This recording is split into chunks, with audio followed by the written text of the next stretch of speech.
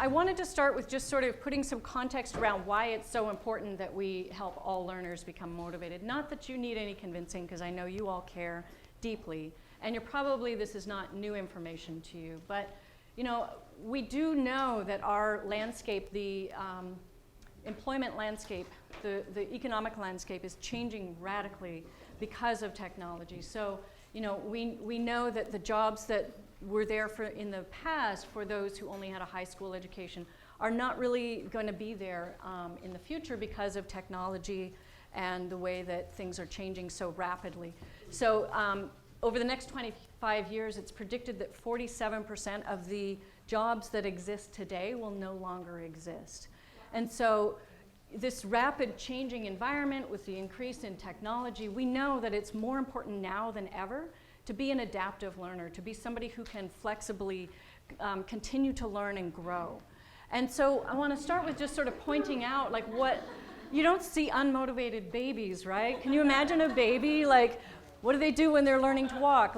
That is the hardest thing you will ever master in your life, right? Do you never see babies just falling down, and then finally just going, you know what, I'm just not a walker. So what happens? I mean, this is what you normally see, right? This is what babies are. They're learning machines. They are passionate about it. It gives them enormous joy to learn. So what happens, right? So what we know now is that there are a lot of factors that influence it, but mindsets are a really important factor, and these are the beliefs and perceptions that shape students' perceptions of the learning environment. And these act as the lenses through which students interpret the day-to-day experiences that they encounter, particularly experiences of adversity. And so this lens can really affect their interpretation of even the same experience. Getting critical feedback on an exam or on an essay, for example, is the student saying to themselves, oh, look at all these comments, I guess I'm just not very good at this? Or are they saying, wow, look at all these comments, these are really helpful? And those interpretations are going to lead students to take very different actions as a result. So a student who thinks that they're not very good at it is probably going to say, well, what's the point of revising this if I'm not any good? Whereas the other interpretation may lead students to say, well, this is going to be really helpful and make my next version even better. So I want to just sort of point out, these beliefs and perceptions, we know they play a really important role in motivation, and we're going to talk about some of the research around this, but I just want to acknowledge that they're not the only factors, right? You need to have your basic needs met. You need to have adequate sleep or feel like you're safe. If you're chronically in stress, it's going to be very hard to pay attention in the classroom. You also have to have enough food, right? And you also need to have self-regulated learning skills. You need to have adequate executive function, and you need social and emotional skills enough to be able to really appropriately engage with others. So the mindsets, though, are important, but what shapes them? Well, they develop over time by the kinds of interactions that we have with our environment and the kind of messages we get about who we are and what we should believe. And so we get those messages from society. So depending on what kind of environment you grow up, you're going to get different signals depending on who you are, what group you are part of. And your school environment is going to really matter too, right? Is your school well-resourced, or are you in a community where there's underfunding happening, or you're having less experienced teachers around you that are going to be sending different messages because they're really stressed out. Same with educators in their classrooms, same thing. And we know that families send powerful signals to students too about what to believe about themselves, their abilities. We know that peers play a really important role as well. There's a little bit of research I'm going to touch on later about the power of social norms in your group. So all of these things combined shape students' perceptions. And that their perceptions affects their motivation and then ultimately affects their achievement. So we're going to focus today on the two areas where we know we have the most leverage right now and where it's most actionable for you as educators. So we're going to look at what do we know about changing students' perceptions, and what do we know about the classroom practices that can support developing these more adaptive beliefs. So the three buckets that we tend to think about these particular groups of motivational factors is growth mindset, believing that you can develop your abilities, bless you, belonging, feeling like you belong in an academic environment, and relevance and purpose. They're slightly different constructs, but they're similar enough that we tend to put them into one bucket. So my academic studies are valuable to me and to my life. So growth mindset is the belief that you can grow your intelligence through effort, through learning good strategies and practicing, and getting the right kind of support. Fixed mindset is the belief that, you know what, intelligence is just like eye color, there's not much you can do about it, you're born with a certain amount of it, and that's all you get. So these different perceptions, this work was really pioneered by Carol Dweck, who was very interested in why some students responded very differently to be given really hard problems, right? So she started with just like, what's going on with these kids, that some of them, you give them something that's clearly above their ability level, and they're like excited by it. Whereas other students were just sort of having this response of just giving up and feeling like there was no way they could even get better, so why even try? And so over the decades of research, she and her colleagues really started probing this, and that's where they discovered there was this two different kind of approaches to thinking about intelligence, and they found that it had really powerful effect on these kinds of things that are really important for learning, right? Like what kind of goals you have, how you respond to mistakes and failure, how you respond to being challenged, taking risks, and how you respond to critical feedback. These are all really key for how much learning you're going to actually be able to enjoy in the classroom or not. And so what they found is that students with a fixed mind, with a growth mindset, tend to have the goal of learning. So they see, school as a place to grow, whereas students with a fixed mindset tend to see school as a place where you're being judged and you're being evaluated as, are you good enough to progress? And students with a growth mindset tend to be more resilient to making mistakes because they see it as a normal part of the learning process. Whereas students with a fixed mindset tend to have a helpless response.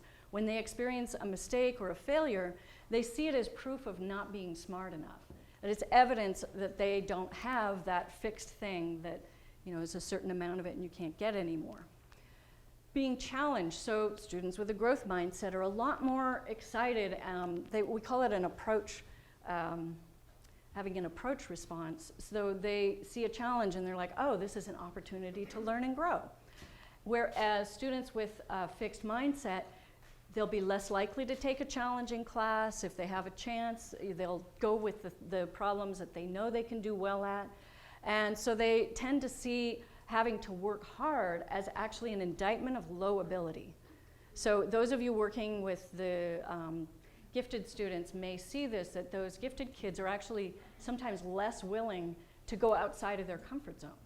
They want to stay where they feel safe, and they've been given a lot of messages, you're so smart, and they tend to want to not threaten that. Critical feedback, students with a growth mindset tend to be more receptive to critical feedback because they see it as helpful for improving, whereas students with a fixed mindset tend to shut down and tune it out because it's too threatening. It feels like evidence, again, of not being good enough. And so what do we know about how this actually affects achievement? So this work has been going on for a long time. A lot of studies have been done in small groups of students, but this study is the first of its kind to really look at the entire 10th grade population of a country. And so this was Susanna Claro and Dave Paunescu. Dave is the executive director of PERTS, and they collaborated with the government of Chile to actually embed the assessment for mindsets into the assessment tests that all 10th graders take for math and English language arts. And so there was over 168,000 students in this study. And what they found was that students with a fixed mindset were 4 times more likely to be in the bottom fifth. And students with a growth mindset were 3 times more likely to be in the top fifth. But what was really, really striking about this study is that we know that poverty has a really negative effect on achievement. And so this part of their analysis looked at on the bottom is family decile of income, and the test score is on the y-axis here. And the dotted line is growth mindset, and the solid line is fixed mindset. So what you can see is that at every socioeconomic level, students with a growth mindset are outperforming their peers in their socioeconomic group. So students with a growth mindset in language arts are performing as well as their peers in the top 90th decile of family income for language arts and 80th percentile for math. So this was really striking finding to show, like, yes, this is an important thing. We should do what we can to try and encourage it. And so I want to just back up, though, and just take a moment to think about reactions to learning experiences. What do you notice about the emotions here in the two different columns? Students' emotional experience. The fixed tends to be more negative, so probably their self-talk is negative as well. Mm-hmm. Any other comments? Fear. A lot of fear? Overwhelming fear. Yeah, yeah. Well, that is something we're going to look at a little bit in the next segment, is what is the emotional consequences of this. But I want to first look at a study that shows that because of those negative emotions, it causes you to attend to something or not, right? Like if something makes you uncomfortable, it's a lot less comfortable to stay focused on it. If you make a mistake and it's causing you negative emotions, not surprising it would make you shut down. But I wanted to show you a study that looked at this. So this is ERP evidence for how these different mindsets influence attention. So this is measuring brain activity. And what they did was they had a bunch of participants, they asked them questions, like trivia questions, and then they had participants type their answer in. And when they typed their answer in, they were told whether they got it right or wrong, and they're measuring their brain activity this whole time. And what they found was that, you know, everybody's paying attention when they find out the answer. Everybody wants to know whether they got it right or wrong. But what they found was that afterwards, when they provided the answer to the students, it was only the kids with the growth mindset that actually paid attention to the right answer. So later, when they gave them a pop quiz to see, you know, those same questions that they had originally asked, they asked them again. Guess what? Those with the growth mindset who had paid attention to the right answer were more likely to get those correct. So it was good evidence. This researcher has also gone on to look at the role that emotion was playing. And they found that the more negative emotion that the students had, the less likely they were to attend to the new information. Oh, I forgot the last button there. So what do we know about changing students' beliefs? So this was my original impetus to join the PERTS lab, was that they were taking some initially promising studies that had shown that you could teach students about the malleability of the brain and do these, you know, designed activities that would help them internalize it and turn those into online learning experiences that could be scaled with fidelity, meaning like everybody gets the same thing and they have the same experience. So PERTS wanted to test, can we do this over the internet? And designed this really amazing platform that allowed for students to be randomized at the level of the student. So students within each class could be randomized into a control condition or into a treatment condition. So this is really important for, I think there was a question in the survey asking you whether you were familiar with the difference between correlational study and causal. So the Chile study, that's correlational. We can say these students have a growth mindset and it's correlated with them doing well. But it doesn't say anything about, well, what's causing this to happen. So with these kinds of randomized controlled trials where you actually try and change it, Kurt Lewin was the original, one of the original researchers who was so great. He had this simple term. He said, if you want to understand something, try and change it. So when you try and change it, then you can show like, oh, we tried to change it, and when we changed it, we got that outcome that we saw originally was just correlated. Now we can say with confidence, we made the change and now we see improved performance. This is a really important concept to understand when you're thinking about making sense of education research. You really want to think about, are they showing me a correlation, or are they showing me that they were actually able to change this and therefore I should feel more confident about this recommendation that this research paper is telling me about. Okay, so with that said, Hertz designed these interventions. I put up the college one, but there's high school, and we looked at 9th grade, high school, because that's a transition year. So when students, you probably know this well, when they're transitioning into a new environment, it's kind of a nervous time. Am I going to succeed in this new environment? So we targeted 9th grade and also the beginning of college. And so these interventions are very simple. We made them simple on purpose because we wanted them to not require like heavy bandwidth for the schools, so that we could have these available to schools anywhere, even if they had low bandwidth. So there's not like fancy moving videos. There are some little videos, but it stands alone without it. So you can see that this just talks about the neuroscience. This is providing an explanation of how learning actually happens in the brain. So when you learn new things, the connections between these nerve cells actually multiply and get stronger. And the more you challenge your mind to learn, the more the cells connect to each other and the stronger those connections get. So it's helping students, not just telling them have a growth mindset, it's actually showing them the mechanism for how learning works and why it's important to be, putting in effort and challenging yourself. The other piece that's really important about these interventions is that it uses peer norms to help students see that other students like you have found this idea to be really helpful. So this is a quote, and actually these quotes, not this one because I think I used the college quotes, but the high school quotes, I ran a survey and had schools that were doing growth mindset deep work. We invited those students to write essays about what it meant to them to learn to have a growth mindset, and then we use those quotes in the study. And so then we provide students with an opportunity to make sense of it for themselves, to do a writing activity to say, how would you explain this to a friend of yours who was struggling after getting a bad grade on an exam? And that is a process called saying is believing, and it's actually got a lot of research behind it. When you try and convince somebody else of an idea, you convince yourself more deeply.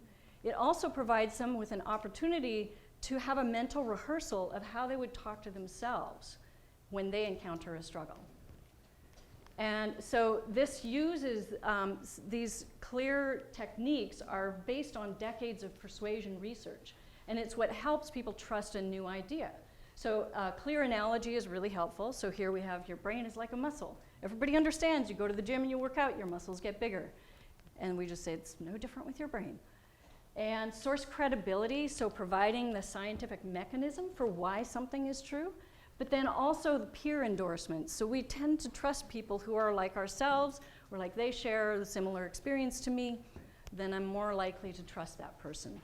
Self-authoring, and so this is it's really important that these programs are always presented in a way that is non-stigmatizing, so they're not targeting students for help.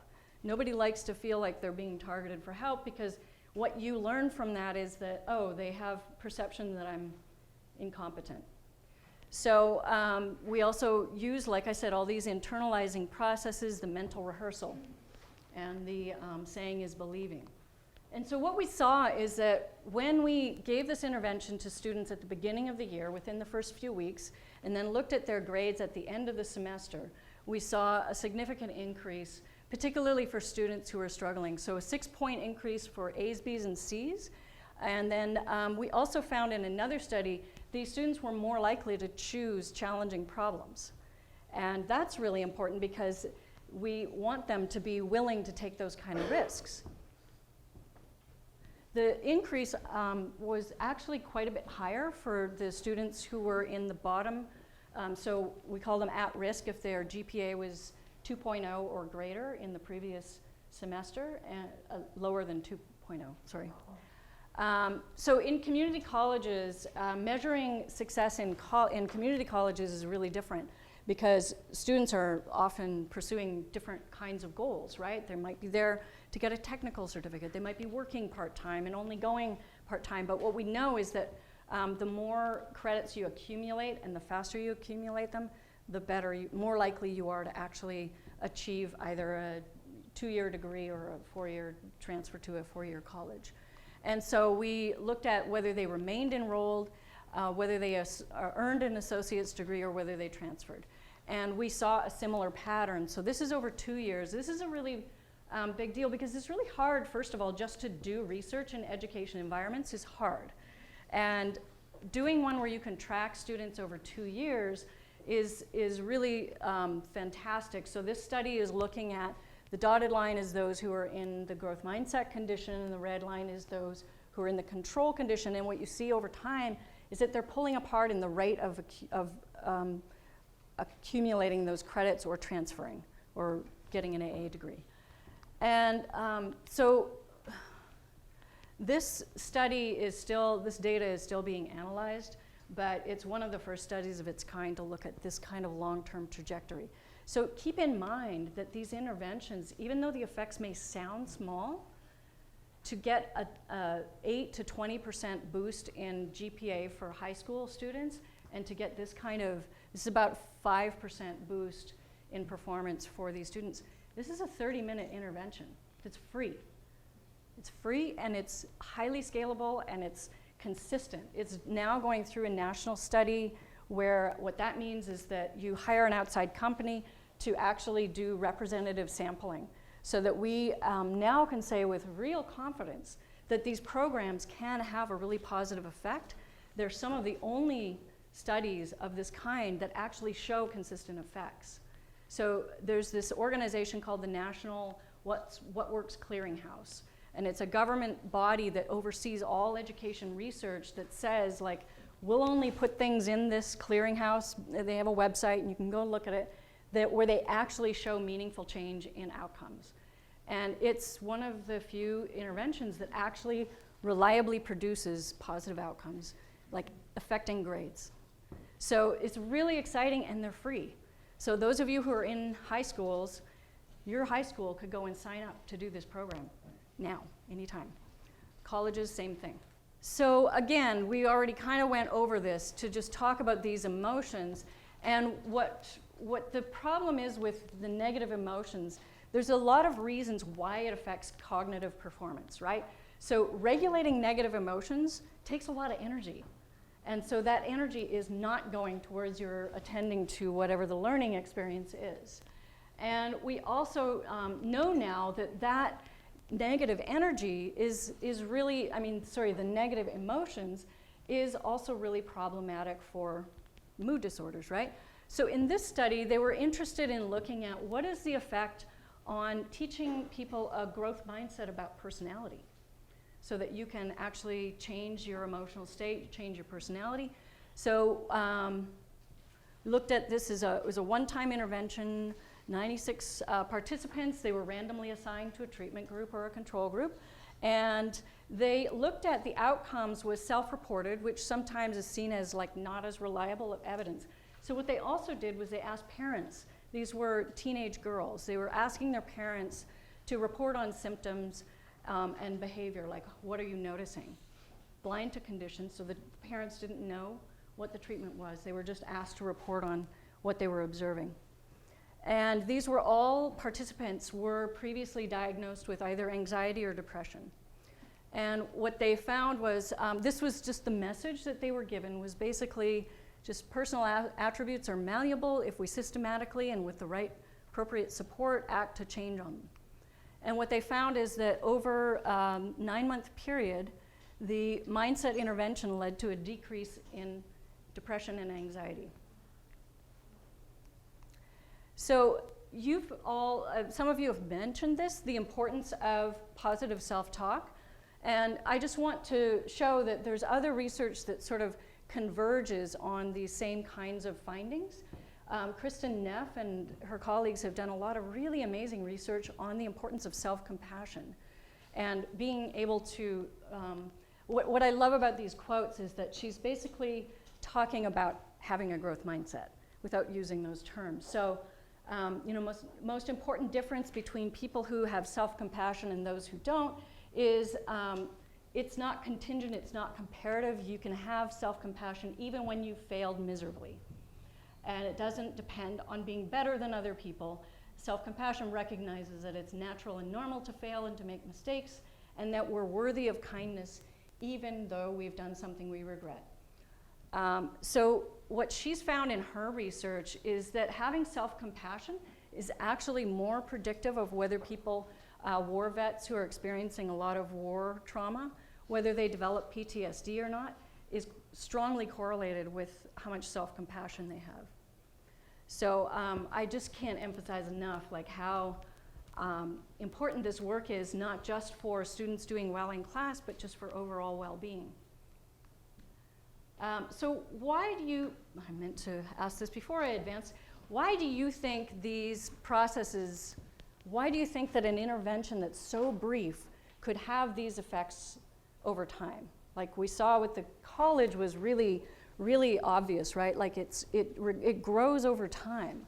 Most interventions have a big effect right away, and then it sort of peters out over time. But these actually seem to grow. Why do you think that is? Because it changes your way of thinking, and as you see yourself being successful and being okay with failure, you're like, oh, okay, yeah, this works. And so you keep that mindset. Yeah. Any other thoughts? Gives you positive feedback all along the way, so Right. you're more than likely to continue that story in that. Right, so this is what I flash. It's a recursive process, right? So you have an experience. So oftentimes when we interview students much later, they don't remember going through the program, they don't remember the message per se, but what we think is happening here is that, like you said, every time you experience a challenge, if you just approach it a little bit differently, you think, well, maybe I can take this as some positive information, and you increase your effort or your strategies or you seek support, then you're more likely to have the higher outcome, which then reinforces this growth mindset idea, right?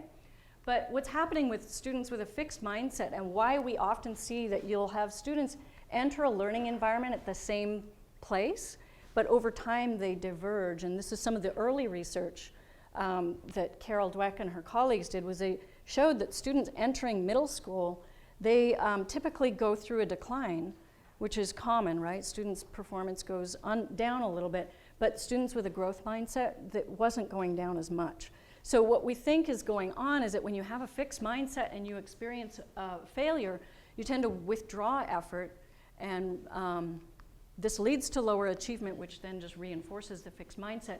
So it's this recursive, negative recursive process. And we're going to talk about this when we get into the belonging research too.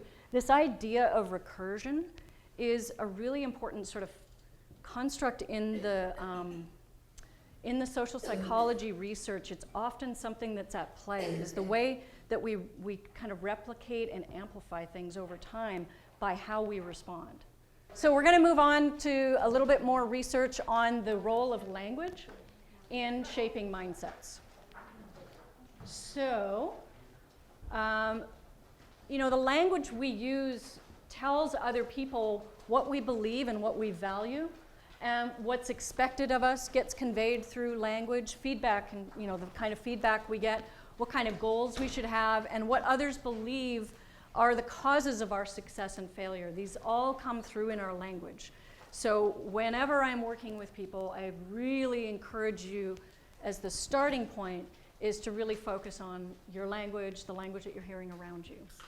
So praise is something that, we tend to have this association that it's great. We had the self-esteem movement, and it was all about like this theory that if you praise kids, they'll develop self-esteem and they'll be more resilient. And so you have this phenomena where every kid on the team gets a trophy. Is this still going on? Yes. No? Some schools have stopped? I heard no's. What's that? You wish it would stop. But it's still going on, right? Well, like soccer teams. Right. Right. So Claudia Mueller was a graduate student with Carol, and she wanted to find out, does different kinds of praise influence the response to failure? And so what they did was they took a bunch of fifth graders and they gave them all these very difficult IQ problems. Well, actually, the starting point was they gave them all sort of moderately difficult IQ problems. Anybody know the answer to this one? 7? Yeah. Okay. So these Raven's progressive matrices are supposed to be culture-free, right? Like the air quotes there. So what they did was they gave all these kids, it was sort of like a challenging problems to work on, right? And then they gave them all positive feedback, but they gave different kinds of feedback. So they completed these moderately difficult IQ problems, and then they got one of 3 different kinds of feedback. So they were randomizing the kids into different groups. And what they did was they gave the control group, they just said, wow, that's a really good score. So there's no attribution there for why they got that good score. In the intelligence praise condition, they said, wow, that's a really good score. You must be smart at this. And in the effort praise, the growth mindset kind of praise condition, they said, wow, that's a really good score. You must have tried really hard. And then what they did was they gave them all more difficult problems to work on. So this is an example. These are a little more difficult than they gave these 5th graders, but this is just an example that these are kind of ambiguous, right? It's hard to tell whether you're getting them right or wrong. So anybody have a guess as to the answer to this one? It's basically an arithmetic problem. The outward pointing ones are positive, the inward is negative. You subtract it either direction, bottom row or top down. And the answer is that one. See? There you go. So they gave all these kids this challenging problem, and like I said, it's hard to know whether you got it right or wrong. So they gave all of the kids the same feedback.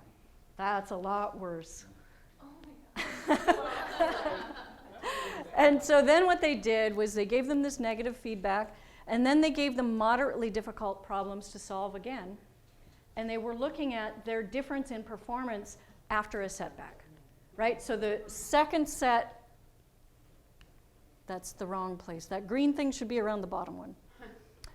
They gave them the same level of difficulty at the first set and the bottom set, and then they were looking at how did they perform on those 2 different sets of moderately difficult problems by group. So what they found, what do you think they found? They did better the second time. Who did? The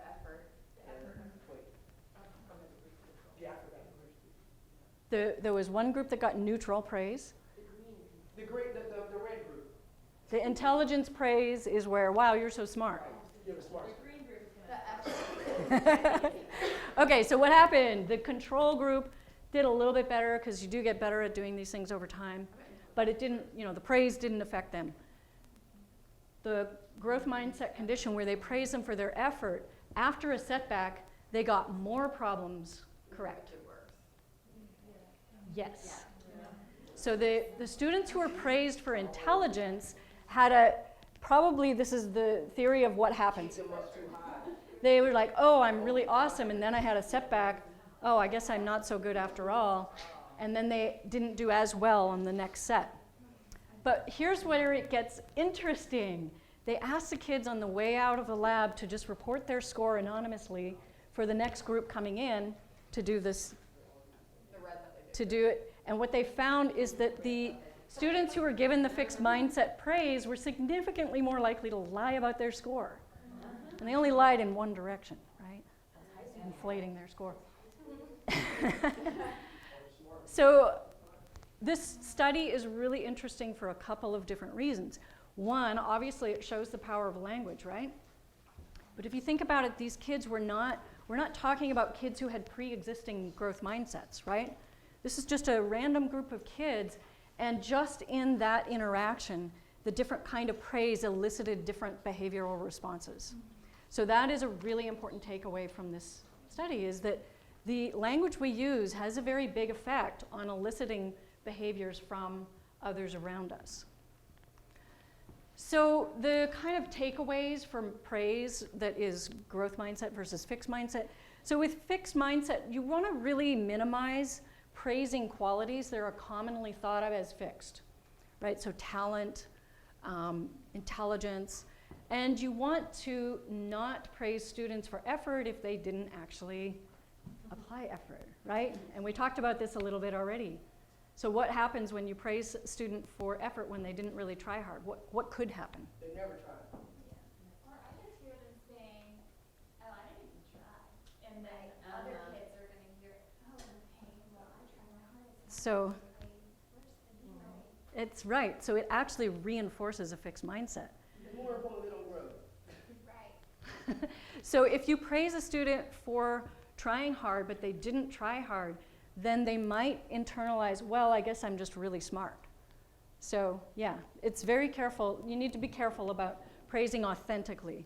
So not just effort too. This study was kind of widely, this got a lot of attention, and it became growth mindset is all about praising effort. No, that's not actually what's helpful at all. It's about helping students understand what helps them to get better. There is a lot, there's a lot that gets conveyed in tone and body language. It's very hard to study in a controlled way. But there is definitely research out there on the importance of body language and tone, but it wasn't done in this study in particular. So the bottom thing I just want to say is like how help, and some of you talked about this, about how even, I forget who it was, talked about like their own process of reflecting on growth over time of students, help them to see just how much progress. Imagine how powerful that is for students. Sometimes it doesn't happen, where they don't get to actually be reflecting on their own growth over time. So helping them see that is really important. You said 3 statements. Only one of those was actually growth mindset. The last one. Gwendolyn has her book open. That's specific. She knows what she did that has elicited that response. And so that I don't even know that would necessarily qualify as a growth mindset statement. But if you say, I like the way you did XYZ behavior, you're telling them what was the behavior that was useful and productive. Like, I noticed that you've been really focusing on practicing, and I'm seeing the difference. So the praise that helps the student understand what is helping me to get better at my academic performance is more useful than just good job. It's not bad to say good job, right? Like, don't get me wrong. I'm not saying, like, I've had parents come up to me and say, like, should I only say growth mindset statements to my kid? And you're like, if you did that, your kid would not trust you anymore because they would just be like, you sound like you're on a robotic tape here. So this activity, normally what I would do is I would have you all pull it out. We would actually hand out fresh copies so you didn't have to use the one in your book. And I would say, okay, you've got a minute. Circle as many numbers in sequence as you can. So you would go and you would do like a minute of trying to circle all the numbers you can, 1, then 2, then 3. And then I would say, okay, let's see how many numbers everybody got. And then somebody would be like a higher performer and somebody would it's like, oh, competition. And then you'd say, okay, I'm going to give you some advice on how you can do better. Okay, is everybody ready? And then we're going to do it again, and you're going to see if you improve your performance. Here's the advice. Try harder. Right? And then you would do it again, and you would, not have a better performance, right? It would be probably about the same. Then we would do it a third time, and I would tell you a strategy, which is if you take this out, you can do it because it'll help you remember. Take it out. Fold it in half at once. Fold it in half again, the other way. Yep. Okay, now when you do it, here's the tip. Each number follows in sequence in one of the quadrants. So then everybody would do it again, and you would see you would all have way higher number that you would reach. So this is a great activity to do with students about like the difference between like grit, try harder, just like go, go, go, and actually seeking out learning new strategies and getting support. So this is like a kind of simple graphic to realize like it's not just about effort, it's about learning good strategies, and it's about productive struggle. And neuroplasticity, a really common thing is, neurons that wire together fire together. And the more you fire those neurons together, the stronger those paths get. So I want to talk a little bit, we've already talked a little bit about one of the common misunderstandings. You all excited about that? You want to do it? It is fun, but okay. So we already did this, right? It's not about just telling kids to try harder. That's not helpful. The binary view, you either have a growth mindset or you don't. We kind of already upturned that one too, right? Having a growth mindset believes that anyone can be good at anything. That's not what we're talking about. Anybody unclear about that point?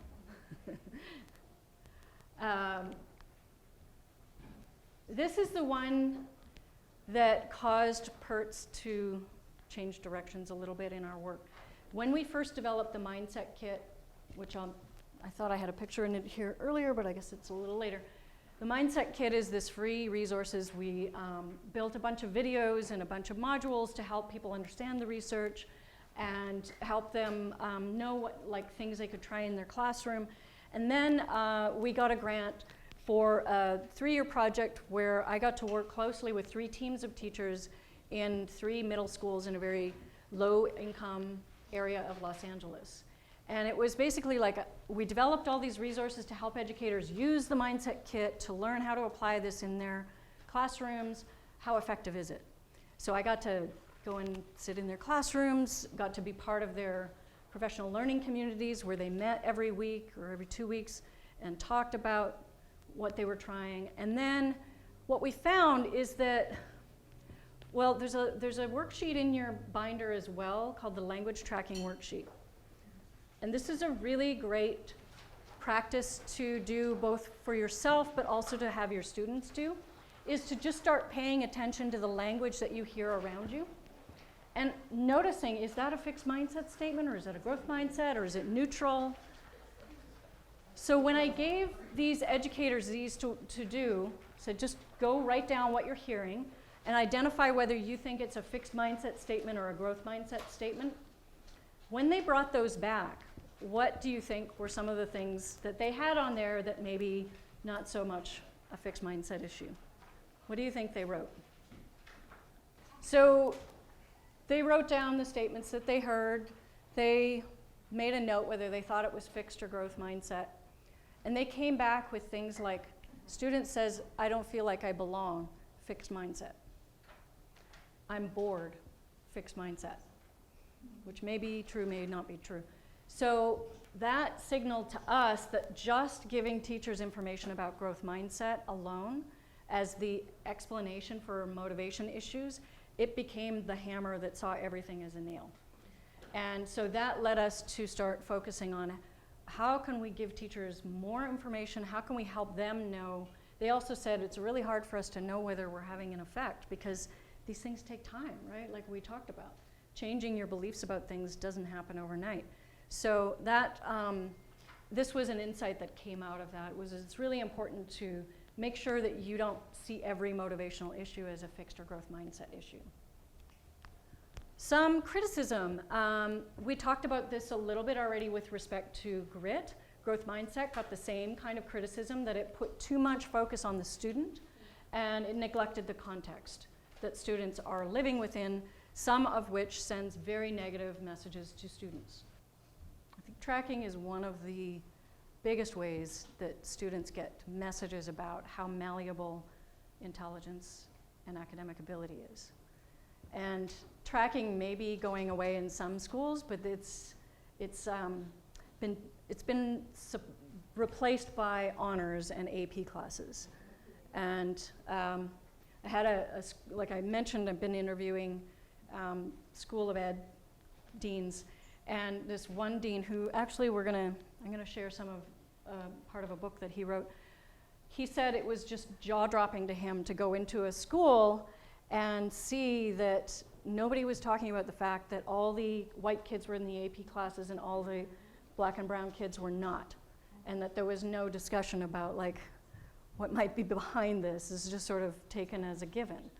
And so that's something that we want to be very mindful of when we think about a student having what looks like a growth mindset, that there are a lot of factors that might be going on that are validating their ability to improve their abilities, and other students in other groups may not be getting those same messages.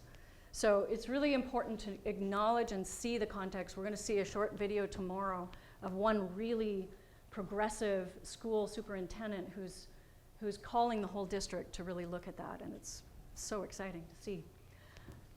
Another criticism, this is probably, does anybody here even know what effect size means? Yes, somebody said yes. It doesn't have to do with the size of the study. It has to do with, measuring the, so what it does is it takes into account, like, if you had a sample of 20, and you were hand selecting those participants, and you had a really high, like, change in something that was really exciting, that's not that meaningful, right? That's kind of, we understand that. But in education, there is a lot of variety in the types of research that go on.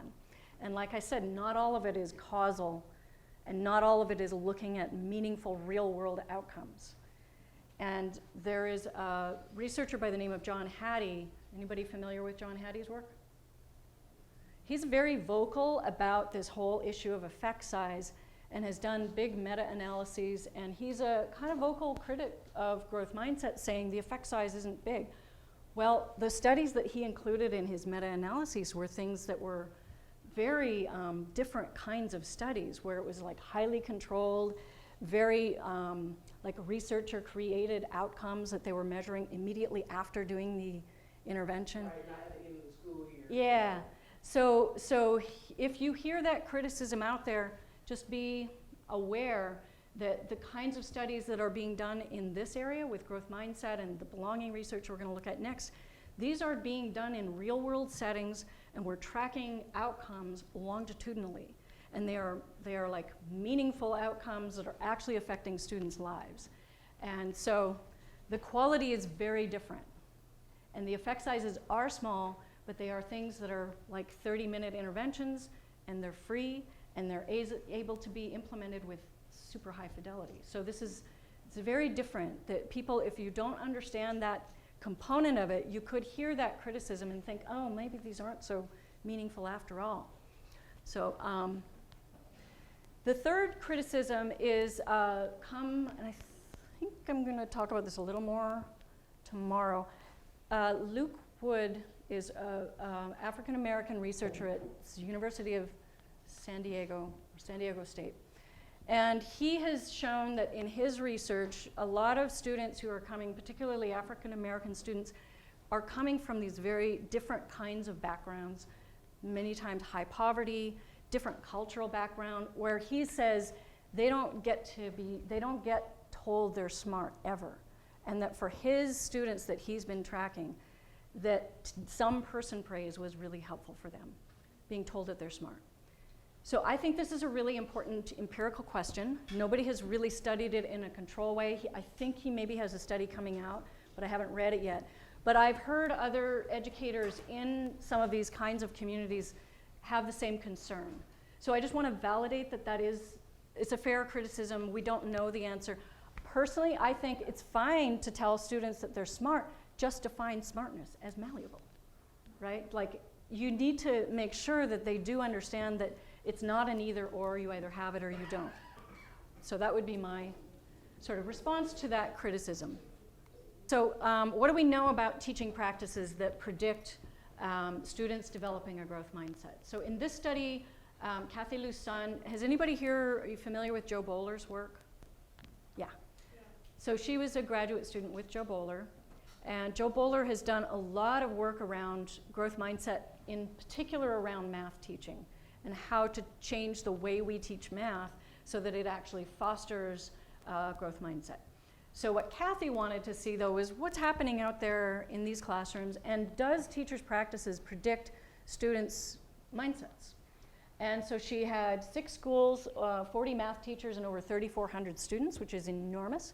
She did a whole in-depth case study of 7 teachers and was looking at all of this over a whole year. And so what she found that was really surprising to her was that it wasn't whether teachers endorsed a growth mindset, whether they felt that they had a growth mindset. That didn't predict whether their students would have it. It was actually their practices. And so what were those practices? So this is just a quote where she's describing this, that many times the teachers explicitly said growth mindset kind of phrases related to perseverance and effort. Again, this sort of misunderstanding of growth mindset is pretty prevalent. However, beyond the rhetoric of growth mindset, the mathematics instructions in some of these classrooms seems to contradict these explicit growth mindset messages. Any thoughts about, if you're familiar with Joe Bowler's work, do you have thoughts about what kind of conflicts they might be, like what were their practices that were sending fixed mindset messages? Probably direct instruction, worksheets, there wasn't a lot of discovery and investigative learning, Right. I could imagine. So a lot of you are doing investigative kind of processes, right? You mentioned project-based and problem-based. Anybody else using those kind of practices? Yeah, a lot of nodding. Awesome. So what she found was that the teachers who disagreed with one-dimensional views of math, so when they disagreed with mathematics involves mostly facts and procedures that have to be learned, or there's usually only one way to solve a math problem, they were more likely to teach multidimensional views, so they were more likely to focus on learning as a process and to legitimize different approaches to solving the same problem.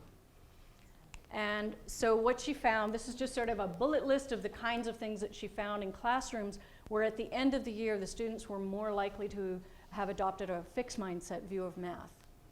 Students were grouped together based on their past achievement, so ability grouping. Lower achieving students were often characterized as needing help, but not being seen as having anything to offer others. They focused their praise on accuracy and speed. And they often didn't ask students to explain their thinking or give them time to work through their confusion or their mistakes on their own. They would jump in and offer help too quickly. And they would often only give students one chance to submit work. So the growth mindset classrooms were more likely to use mixed ability grouping. They tended to just have a classroom norm that mistakes were a normal part of the learning process. They also created a norm that everybody can contribute to learning. And they promoted more conceptual thinking. So, this problem-based approach, so not rote memorization. They focused praise on the processes and the strategies, so process praise. And they gave math tasks. This is something where Jo Bowler has done a really amazing job. She's got a huge resource of problems that you can draw on. That the same math task can be done at different levels of complexity. So that was something she noticed. And this tendency to just ask students to explain their thinking, regardless of whether they had it right or wrong. Let me see your thinking. And these teachers were also more likely to allow students to work through their confusion or their mistakes on their own or by consulting with peers. And formative feedback, so opportunities to resubmit work and to get feedback on growth. I do want to jump forward because there is still so much to explore. So this was my research topic. So what I found in working with teachers is that they said, I need to see what it looks like in action. And I had hoped to show you more videos. We only have 15 minutes before lunch, so I'm going to try and get to showing you some of them. But basically what I found was we have a lot that we know about from the literature about what practices help to foster more of a sense of learning as a process. But there's also a lot of resources out there on the internet. Teaching Channel makes fantastic videos, right? Lots of organizations are making great videos, and a lot of them were not tagged as how they support a growth mindset, or even if they supported a growth mindset. So if you're a teacher and you want to go find these videos, it was kind of hard to find which ones and what is it supporting and what's the evidence behind it.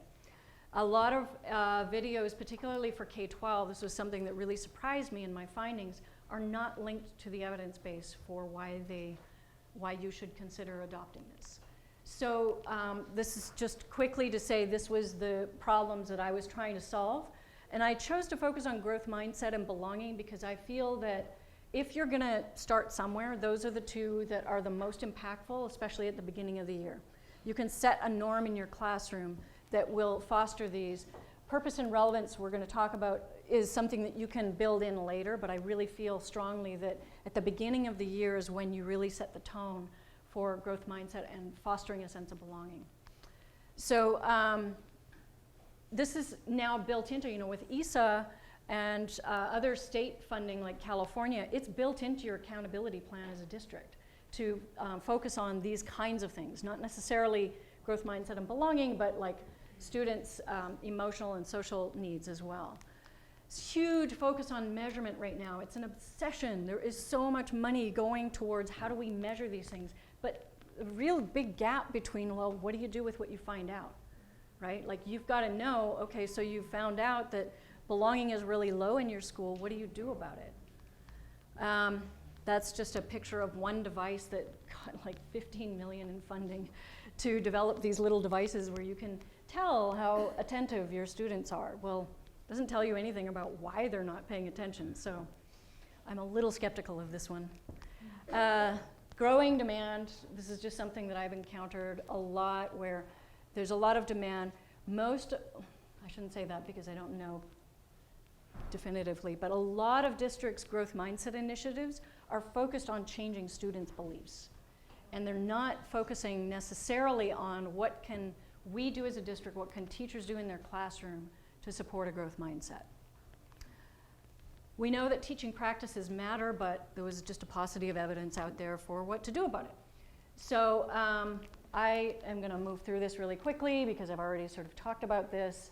Huge potential reach, so I'm working still, even though I don't work at PERTS anymore, I'm still partnering with them to help share out some of the resources that I found in my research. And I also work with the Mindset Scholars Network, and we'll be figuring out how to share this. I just graduated in June, so we're still in the early stages of figuring out how to actually take what I collected and make it more like user-friendly.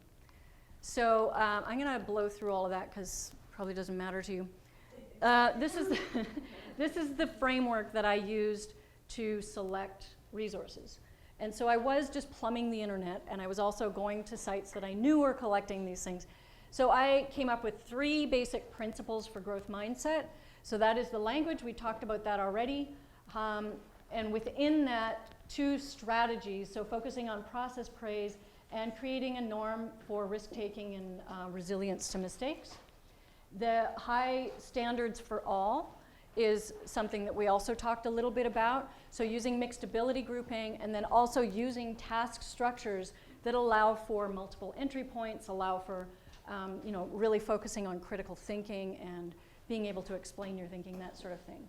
And effective feedback, so providing feedback that really gives students formative information about how they can continue to improve while giving them clear goals and varied levels of feedback. So the early stages of feedback is a little different than later stages. Maybe you let students go a little more conceptual in the end. Earlier you might be giving them more structured feedback. Developing self-regulated and metacognitive skills. So using like strategies to develop students' own ability to evaluate where they're at in their own learning and what things help them to learn better. So really prompting students to become the owner of their own learning, as one educator that I adore puts it. And minimizing the use of extrinsic rewards. We could spend a lot of time talking about that. It's a very common practice to give students extrinsic rewards, but we know from the data that actually that reduces motivation over time because you're doing it for something that is not intrinsically valuable to you. We kind of blasted through the end part of the growth mindset where I put up the mountain. That really was just to sort of highlight that there is that optimal zone of learning, which I'm sure you're all very familiar with, but just to put it in the context of growth mindset is that when you give students enough challenges and you give them and they have the right kind of support and they're interested in what they're doing, they're in that growth zone. But too much challenge, not enough support, too many stressors in their life, that's going to put them on that panic cliff. And if they're just on what my friend described as relaxation ridge, then there's no real learning happening. So I like it because it's a simple sort of visual of how these things all fit together to create optimal learning. Can't remember if it's in your book or not, but we will make sure that's available. It'll be in the PowerPoint. A couple of questions came up. Well, first of all, I put up the Post-its here. So if you think of a specific scenario in your day-to-day practice that you're interested in better understanding in terms of motivation challenges, feel free to just jot it down at any time on a Post-it and put it up, and then we can talk about those as a group tomorrow. A couple of questions came up, or scenarios that people wanted some ideas about how to address. And the first one is, what do you do? And I've forgotten who it was that came up. I'm sorry. I say yet, but they still. Was that you? No. I did ask a question before we went to lunch. Was the I say? Yes, I say yeah, And they still are really frustrated and. Yeah. Yeah. So what do you do when you have a student who you try and give them the sense that you're just, you're progressing, you're just not there yet, and they just throw up their hands and they're frustrated? How do you respond to that? Any ideas? Got to have empty, half full scenario. Saying you're not there yet. Would there be a better way to say that would be more positive? That's what you are facing, right? Is there another thing I should be saying? What's the way to approach a student who, even when you try and encourage them to persist, they still get frustrated, right? Rather than saying you're not there, you're like, oh my gosh, Aaron, come on, you're so close.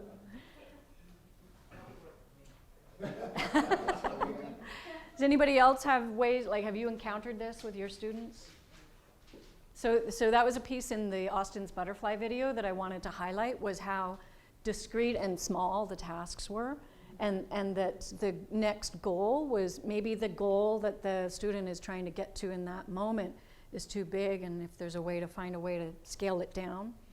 I'm going to jump forward because we could talk about each one of these questions for so long, and I love you guys' enthusiasm, but we're already behind from this morning. So a couple of things that I would think about is you want to, in the language tracking worksheet that I handed out, there's another attachment that goes with that, which is common misunderstandings or points of confusion. And what I tried to highlight through all of those is you really want to try and understand the meaning-making system that the student has. So what does it mean to them to not be succeeding in that moment? What's causing that frustration for them? Are they taking that inability to succeed in that moment as evidence that they're just not smart enough? Or maybe they're just really tired, right? Maybe they've just been working really hard for 2 hours and they just need to take a break. So I think the most important thing to think about with all of these motivation challenges is to really be a detective, be curious, think about what questions you could ask to understand what the student's experience is. And the other piece, I loved what everybody said, is just really helping them to reflect on their own successes, helping them to think about a domain where they've experienced some success and what helped them succeed in that domain. Help them to generalize. We're going to talk a little bit about extracurricular activities. When I ask students to write essays about when they learned to adopt a growth mindset, almost without fail, they all said sports or music. Because those are two domains that they have very concrete experiences with, seeing that, oh, this is a domain where I need a lot of feedback to be able to get better, and I need to practice, and I need to keep working at it. And to intentionally help students, first of all, anchor to a success, right? Help them to feel some competence. And then from there, bridge out, well, what did you learn in that domain that might help you here? So those are just a couple of things to think about.